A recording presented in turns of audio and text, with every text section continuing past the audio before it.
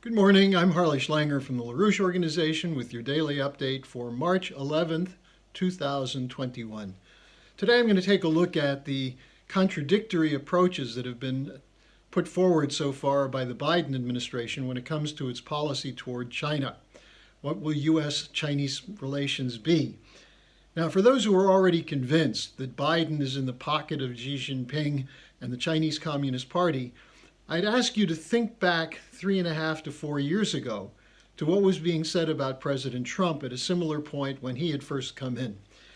Maybe you remember that in that first year, Trump had two very positive meetings with Xi Jinping, one at Mar-a-Lago in Florida and another where he was given red carpet treatment, including a visit to the Forbidden City in Beijing when he was invited by President Xi to come to China. He had, among the other things, he praised the modern infrastructure he saw in China. Remember, he was trying to push through an infrastructure bill in the United States, which he was never able to do. He also worked with Xi Jinping on North Korea, which was moving in a very successful way until members of the military-industrial complex centered around John Bolton sabotaged the disarmament of North Korea. And he also worked with Xi on reducing the foreign trade imbalance problem, got a phase one trade agreement, and continued to speak about the potential for long-term U.S. China relations, assuming that these problems were fixed. Now, think about at the same time how Trump's opponents vilified him for calling for friendship and cooperation with Vladimir Putin and Russia. He was called Putin's poodle. You have the famous taunt from Nancy Pelosi, who said, with Trump, all roads lead to Putin. 2 years of a special prosecutor combing through the wreckage of FBI lies and CIA and intelligence community psychological warfare operations against Trump without being able to find anything. So there was a huge effort to turn him against Putin and Russia, which ultimately caused a lowering or a worsening of U.S.-Russian relations. At the same time, it wasn't until 2020 that President Trump fully turned against China, largely on the strength of the continual ranting coming from his Secretary of State, Mike Pompeo. Now, I'm sure that the War Party and the deep state, which is pushing for more spending for an arms buildup, using the threat from China specifically to justify it, will accuse Biden of being a puppet of Xi, of being in the pocket of the Chinese Communist Party, if there's any progress in the upcoming meetings between Biden administration officials and Chinese officials. But I ask you to think back to the absolutely vicious, nasty, and unsubstantiated charges against President Trump for his desire to achieve peace with Russia and cooperation with Russia.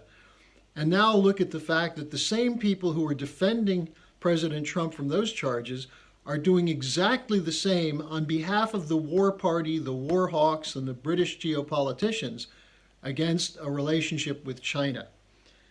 So the meeting is now set for March 18th in Alaska between Secretary of State Blinken and National Security Advisor Jake Sullivan, meeting with Foreign Minister Wang Yi and the Foreign Affairs Commission Director Yang Jiechi. What will come of those meetings will have a long-term lasting impact, not just on U.S. China, but on the relations between the Biden administration and the rest of the world, which we'll be watching very closely. Now, there are contradictory impulses from the Biden administration, just as there were with Trump. While Trump was talking favorably about Russia, you had people like Pompeo and others still accusing Russia of meddling in the U.S. election. You had Republicans such as Rubio and Cruz and others going nuts against Putin. So similarly, we see a contradictory impulse coming out of the Biden administration. On the one hand, you have the March 3rd release of the interim National Security Strategic Guidance paper, which reads like the Pompeo anti-China rants that we're used to. China's an adversary, they're a threat, they suppress freedom and democracy, they're authoritarian, they must be contained, and on and on and on. Blinken himself has accused China of rejecting the rules-based order. His exact quote is, "China is challenging all the rules, values, and relationships that make the world work the way we want it." Well, at least credit him for honesty. He said the rules-based order is what we want. And by we, who is he talking about? This goes back to the Project for a New American Century, the idea of unilateralism. The war hawks who said after the collapse of the Soviet Union, there's only one way for the world to go, which is the way the Anglo-Americans want it to be directed, which included control by the global financial oligarchy enforced by the U.S. military might. That's what unilateralism is all about. And if other countries don't like it, tough. Look what we did to Saddam when he wasn't willing to go along with it, or to Gaddafi in Libya, or to Yanukovych in Ukraine. Look at the threats for regime change today coming from the same networks that did those regime changes against Russia and China.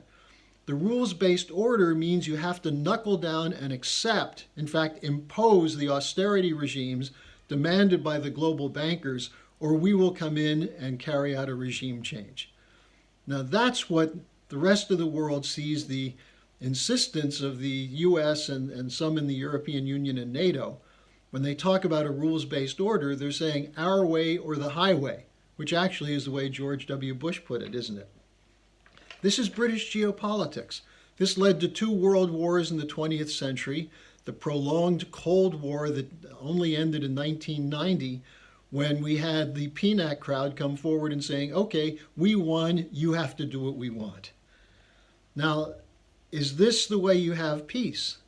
Now, listen to the commander of the U.S. Indo-Pacific Command, Admiral Philip Davidson, who spoke on March 9th before the Senate Armed Services Committee. He said, China is engaged in efforts to coerce, corrupt, and collapse governments throughout the Indo-Pacific region. Well, let me ask you something. What has the United States done? Did we not collapse the government of Iraq, of Libya? Have we not conducted regime change operations all over the world to get countries to bend to our demands, which are essentially the demands that they give up their sovereignty and accept what George Herbert Walker Bush called the New World Economic Order? Isn't that U.S. British policy? So, and by the way, is China sending troops all over the world to enforce that the way the United States does? So there's an element of hypocrisy coming from this war hawk crowd. Now, on the other hand, you have the statement from Biden to the February 19th Munich Security Conference, which came after his 2-hour talk on February 10th with President Xi Jinping. And this is a time where Biden was actually coherent in this speech. He said, "It is not about pitting East against West. We want a future where all nations are able to freely determine their own path without a threat of violence or coercion. We cannot and must not return to the reflexive opposition and rigid blocks of the Cold War." Now, you know what that sounds like?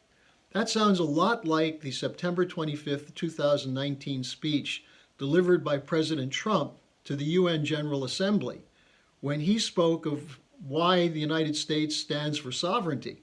And he said, when we stand for sovereignty, what we mean is the sovereignty of every nation, the right of every nation to choose its own pathway. And he was promoting that idea as a counter to the regime change wars, which are pushed by people like Pompeo and which are pushed by people like Blinken, the Secretary of State for Biden. So which way will the Biden administration go? With the Pompeo policy, with the policy of George W. Bush and Obama, regime change, threats, the idea of a rules-based order based on Western financial supremacy, which is what the Great Reset is all about, that every country must knuckle under to the demands of the global bankers. Is that the way we're going to go? Or do we truly believe in the principles of national sovereignty, whether it's from President Trump or in his own way from Joe Biden? So the question then is, which way will it be, British imperial geopolitics or peaceful cooperation?